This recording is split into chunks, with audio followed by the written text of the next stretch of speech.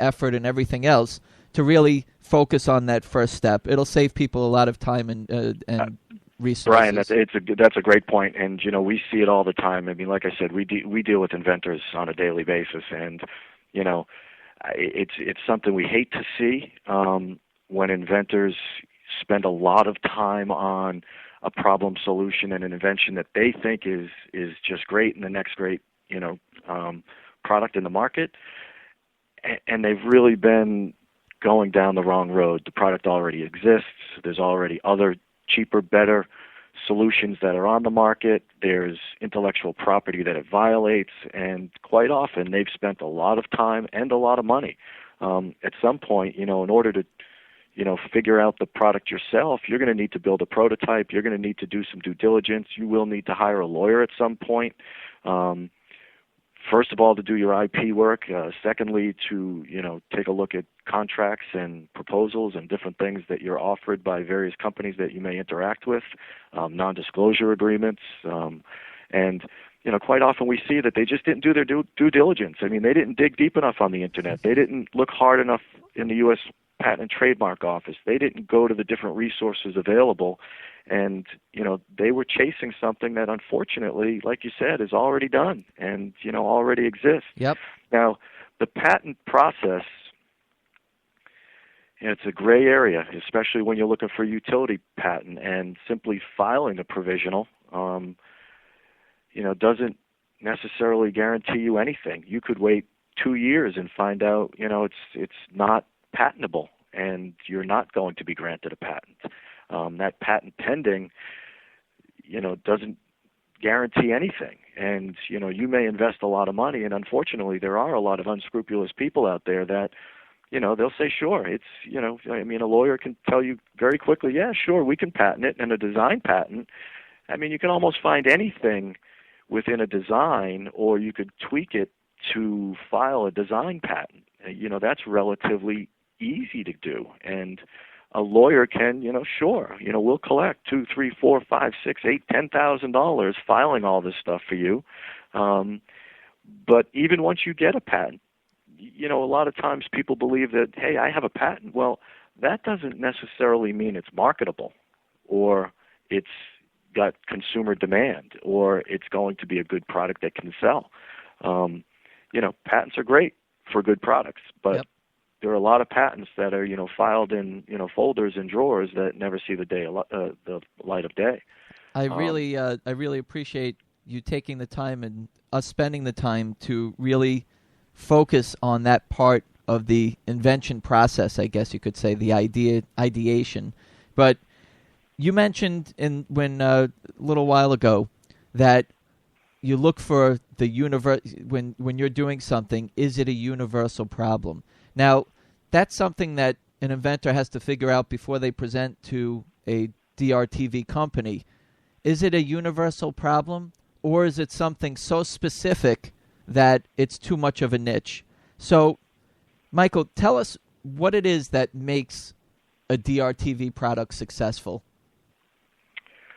There are several variables that we look at. Certainly the size of the problem and the demographic is very, very important. And like you said, for us, we're targeting the biggest possible market that we can, and that's for multiple reasons. This is a high volume business that targets, the mass merchandisers and the mass population. So we need big demographics. And like you said, if it's too much of a niche, then the focus is too narrow for us. And although niche products do have places in the market, that's not the business we're in. We're looking for that broad-based market, and for multiple reasons. Selling on the shelf at a Walmart, for instance, is a mass merchandiser, and you need to have a broad base in order to get those sales that are going to keep you on the shelf. The other thing is DRTV is, although you can focus your media based upon certain stations and the demographics of those stations, an ESPN, for instance, or a Nickelodeon for kids, or different networks that way, you're still to a certain extent, it's a shotgun approach, and you're paying for all those eyeballs. If only 20% of those eyeballs are potential customers of your product, you're still paying for the other 80%, and the formula is not going to work. Your TV won't be profitable or generate the returns that you're hoping to return in order to consider it a success and something you can roll out and get significant media. You're still paying for all those eyeballs. So, if all of a sudden you're marketing to a certain demographic and 80% or 90% or 100% of those eyeballs are potential customers, you have a much greater chance of success. Okay, and also the problem solution. Is it a big enough problem? Is it a big enough problem is one thing, and that's very important. But you also have to look at the value of the problem. Is it a $20 problem? Is it the type of problem where people are willing to spend $20 or $30 or $40 or $50 or whatever the price point of the product may be?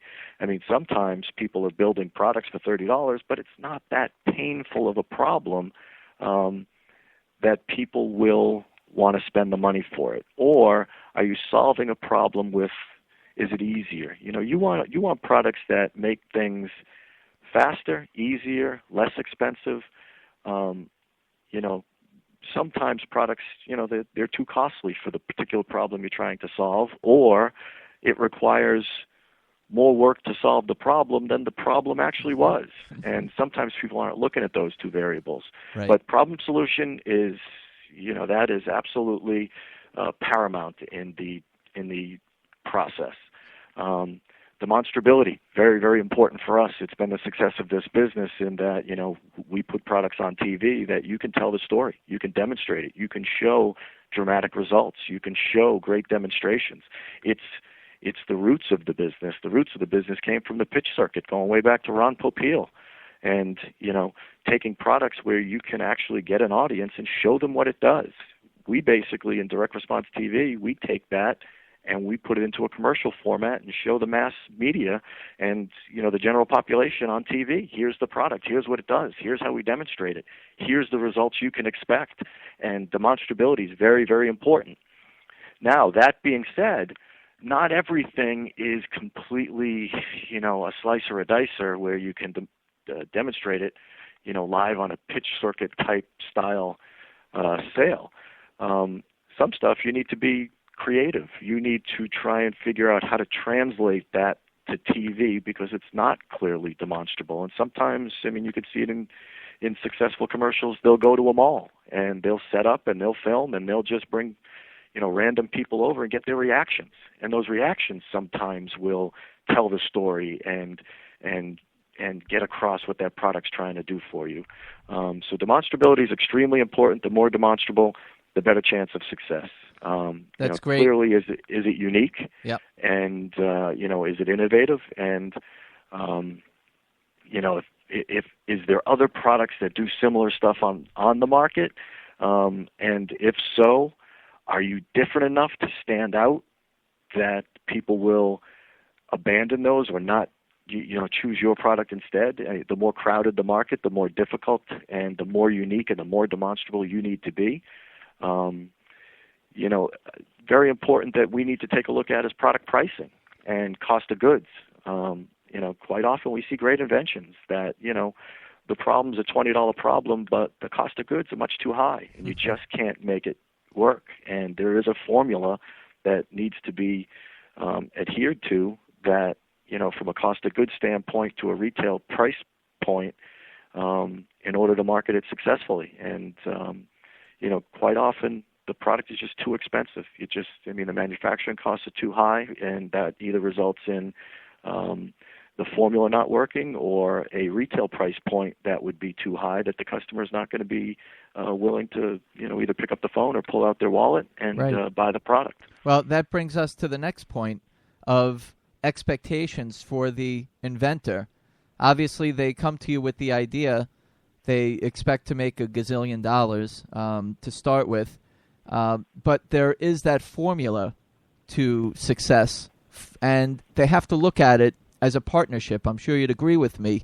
And with that partnership, everybody has to be able to earn.